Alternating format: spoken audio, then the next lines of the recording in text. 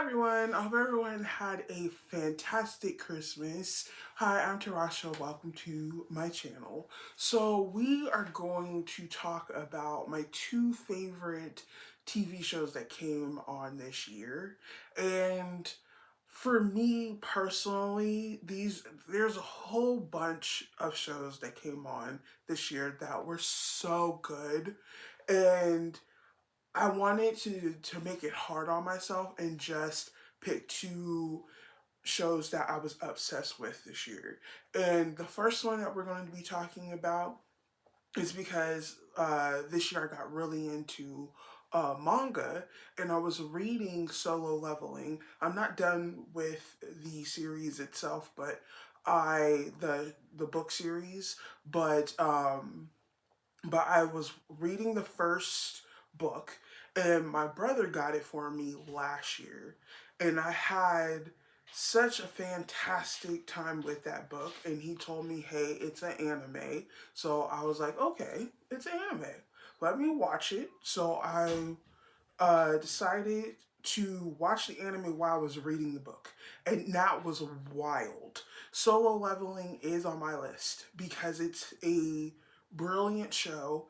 I binge watched it in 2 days, which is so crazy, but I did it, and I thought the show was one of those shows. Okay, this is something new for me, and I really got obsessed with it just because I'm going to mess up his name, Shang Jin Woo. Hopefully, I said that right. But the show is, I wrote like, I seen like the summary, and I just want to read the summary for you, what the show is about.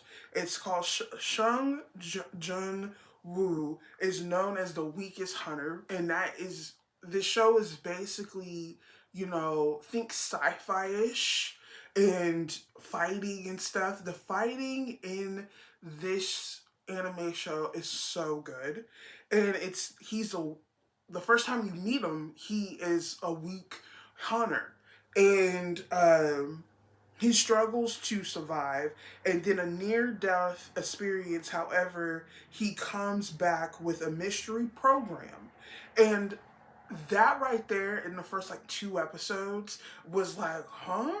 And I was reading the book at the same time, and he has this near-death experience. He's on his way out, and he something happens, and these screams start popping up, and I was like, okay, okay, this is good. And then I continue watching it, and through the show, his character gets stronger each episode, and you can see it. The way he gets stronger, his strength gets stronger, his mind gets stronger also, and he becomes one of the strongest hunter in that world. And I thought that was such an amazing show. In season 2, it's on its way, and I will be talking about that also. But if you haven't seen Solo Leveling, I would recommend it to you immediately. Okay, you could not even be into, I feel like, it's just a good show in general. The story is just, it keeps you on your toes, and I love shows like that. It could be an anime, it could be any type of genre of movie or TV show. I love when a show just keeps you on your toes because you don't know who's like, what's their motive and all that kind of stuff.